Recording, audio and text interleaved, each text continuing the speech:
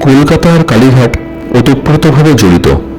একাধিক বিশেষজ্ঞর লেখা থেকে পাওয়া যায় কলকাতা নামের সৃষ্টি হয়েছে কালীঘাট থেকেই। বিশেষজ্ঞদের মতে আজকের কলকাতার সেকালের নাম ছিল কালীক্ষেত্র, যার পশ্চিমে ছিল হুগলি নদী, উত্তরে চিৎপুর খাল, দক্ষিণে আদিগঙ্গা আর পূর্বে ছিল লবণাক্ত হ্রদ।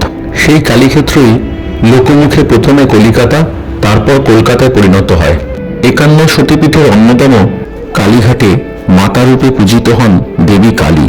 কষ্টিপাথরে তৈরি প্রতিমা নির্মাণের সাথে জড়িয়ে আছে দুই কালী সাধক আত্মারাম ব্রহ্মচারী আর ব্রহ্মানন্দ গিরির নাম। 1570 সালে তাদের চেষ্টাতেই গড়ে উঠেছিল এই কালী প্রতিমা।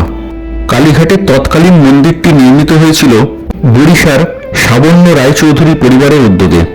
এই পরিবারের জমিদার বসন্ত রায় কালীঘাটের প্রথম মন্দিরটি নির্মাণ করান।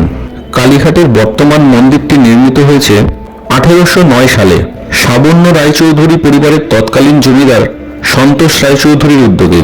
প্রায় প্রত্যেক শক্তিপীঠেই ভৈরব হিসেবে পূজিত হন দেবাদিদেব মহাদেব।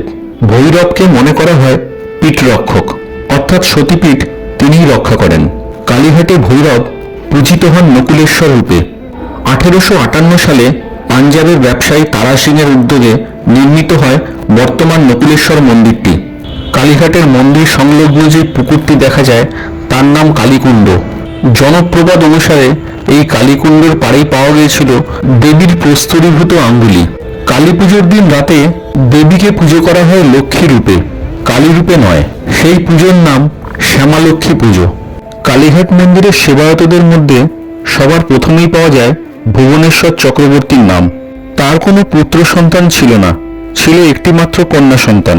হালদার বংশীয় বর্তমান সেবায়তরা ভুবনেশ্বর ব্রহ্মচারীর দহিত্র বংশ। কালীঘাটের রীতিকথার এই তথ্যচিত্রটি এখানেই সমাপ্ত। তথ্যচিত্রটি শেয়ার করার এবং চ্যানেলটি সাবস্ক্রাইব করার অনুরোধ রইল সকলের কাছে।